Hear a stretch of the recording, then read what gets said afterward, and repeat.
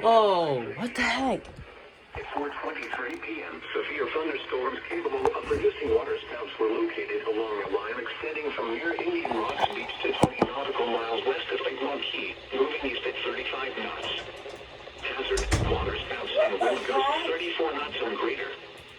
Source, radar. Impact, waterspouts can quickly follow and capsize boats. Damaged vessels, increase suddenly higher waves. Thank you, TBW.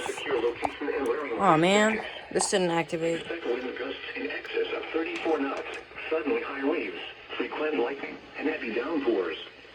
Make sure all on board are wearing life jackets.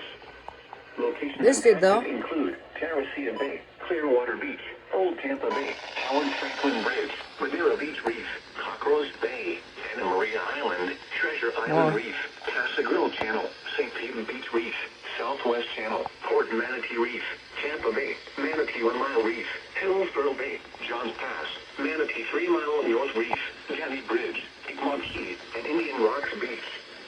Move to safe harbor until hazardous weather passes.